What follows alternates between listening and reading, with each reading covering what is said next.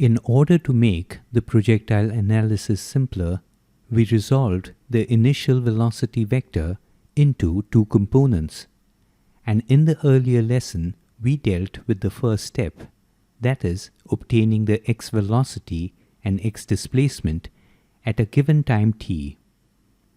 Now let's do the same along the y-axis. Once the projectile loses contact with the hand, the only acceleration acting on it is the acceleration due to gravity, or g, and this acts in the downward direction.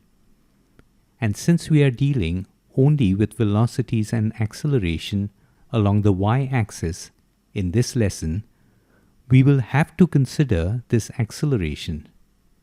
So along the y-axis we have the initial velocity, or Vy, or v sine theta, which is pointing upwards, and the acceleration g, which is pointing downwards.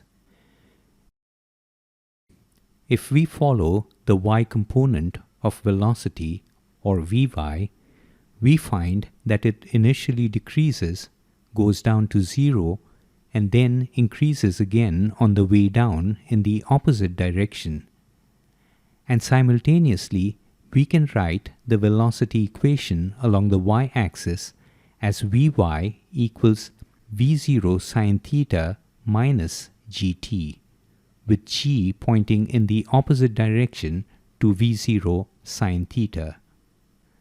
This y-axis motion is very similar to a ball that is thrown up vertically, if you recollect from the very first lesson on projectile motion. But there we threw it with an initial velocity of v, whereas here we throw it with an initial velocity of v sine theta in the vertical direction. In order to get a better visualization, let's throw another ball simultaneously, vertically upwards, with a velocity of v0 sine theta, not v0 but v0 sine theta, the component of v0 along the y-axis, and let's compare the motion of both along the y-axis. We find that both the balls have the same displacement along the y-axis in the same amount of time.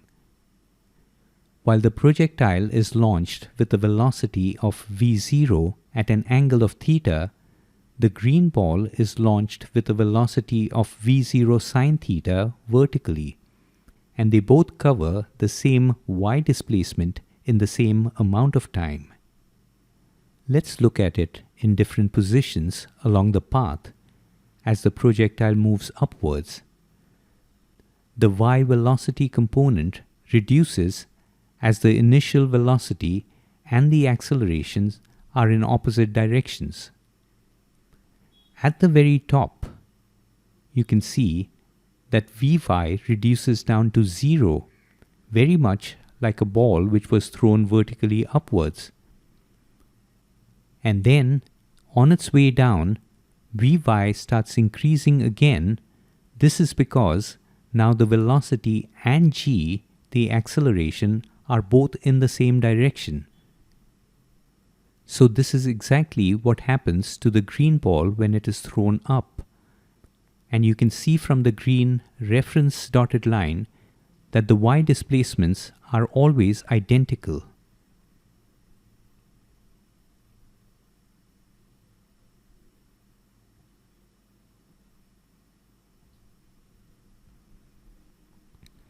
So let's obtain the y displacement after a time t. We set up the displacement equation y minus y0 equals the initial velocity times t plus half at squared. The initial displacement y0 is 0 and the initial velocity is v0 sine theta. The acceleration along the y-axis is minus g, and so we obtain the y displacement at any time t as v0 sine theta times t minus half gt squared. In this part of our analysis, we have completely ignored what's happening along the x-axis. Now that we have obtained the displacements along the x-axis and the y-axis after a time t, we are in a position to precisely locate the ball at any given time t. So in this lesson, we have obtained the y velocity and the y displacement at any given time t, and with this we have completed step 2 of the process. Now we know both the velocities and the displacements along each axis at any given time t. With this information, we can revisit the total velocity of the projectile along its flight in the next lesson, where we will find the resultant velocity now that we know the x component and y component of the velocities all along the path. The component of the velocity vector along the y-axis constantly changes during the motion of the projectile. The magnitude decreases as the projectile moves upwards, goes down to 0 at the very top, and then increases again on the way down. The y displacement at any time t is the same as the y displacement of a ball thrown up with a velocity equal to the y component of the velocity of the projectile, which is v0 times sine of theta.